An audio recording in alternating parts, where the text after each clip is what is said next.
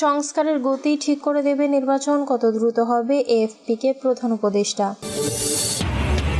উপদেষ্টা নাহিদের পাশে দাঁড়ালেন সালমান মুক্তাদির, আরজে কিবরিয়া।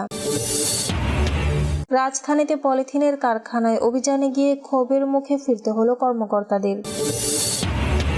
সরকার জামায়াতের সঙ্গে বিরোধে জড়াবে না বিএনপি।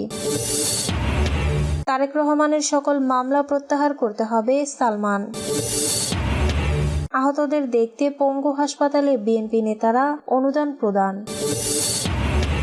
সংস্কারের গতি ঠিক করে দেবে নির্বাচন কত দ্রুত হবে, এএফপিকে প্রধান উপদেষ্টা।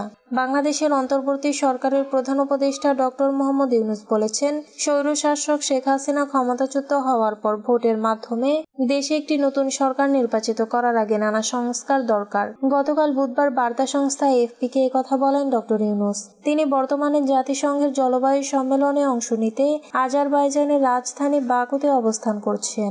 এই সম্মেলনের ফাঁকে এএফপিকে সাক্ষাৎকার দেন ক্ষুদ্র ঋণের এই পথিকৃত। শান্তিতে নোবেলজয়ী অর্থনীতিবিদ ডক্টর ইউনূস বলেন, সংস্কারের গতি ঠিক করে দেবে নির্বাচন কত দ্রুত হবে। উপদেষ্টা নাহিদের পাশে দাঁড়ালেন সালমান মুক্তাদির, আরজে কিবরিয়া।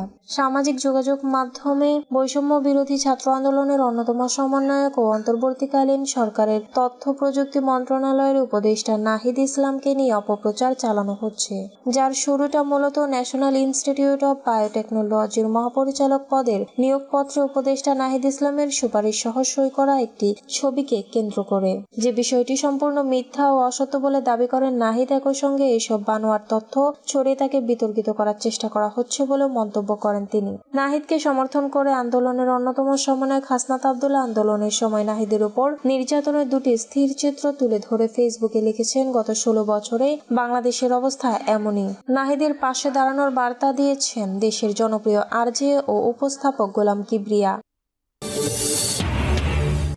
রাজধানীতে পলিথিনের কারখানায় অভিযানে গিয়ে ক্ষোভের মুখে ফিরতে হলো কর্মকর্তাদের। রাজধানীর পুরান ঢাকার চকবাজারে পলিথিনের কারখানায় অভিযানে গিয়ে শ্রমিকদের ক্ষোভের মুখে পড়েন পরিবেশ অধিদপ্তরের কর্মকর্তারা।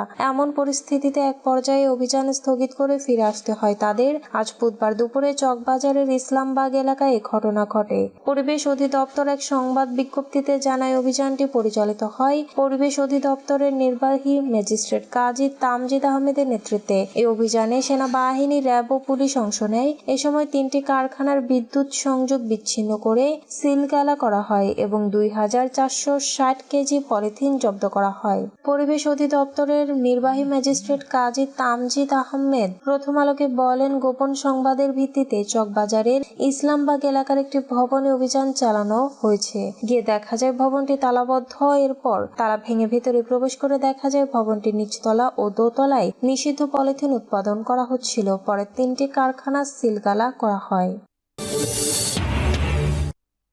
সরকার জামায়াতের সঙ্গে বিরোধে জড়াবে না বিএনপি।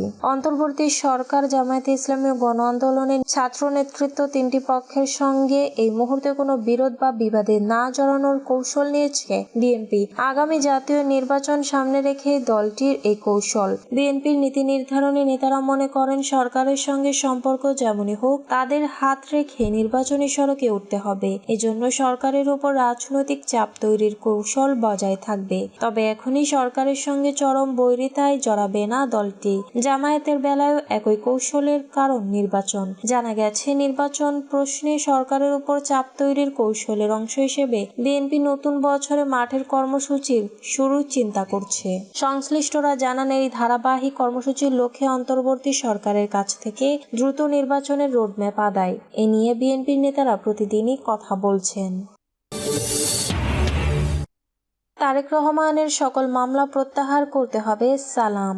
প্রধান উপদেষ্টা অধ্যাপক ডক্টর মোহাম্মদ ইউনূসের মতোই বিএনপির ভারপ্রাপ্ত চেয়ারম্যান তারেক রহমানের বিরুদ্ধে আওয়ামী লীগ সরকারের দেয়া সকল প্রহসনমূলক মামলা প্রত্যাহারের দাবি জানিয়েছেন বিএনপির চেয়ারপারসনের উপদেষ্টা আব্দুস সালাম। তিনি বলেন, যারা নির্বাচনের আওয়ামী লীগের অংশগ্রহণ নিয়ে কথা বলেন তারা যে দলেরই হোক না কেন সে আওয়ামী লীগেরই দোসর। বুধবার জাতীয় প্রেস ক্লাবে এক আলোচনা সভায় প্রধান অতিথির বক্তব্যে তিনি একথা বলেন।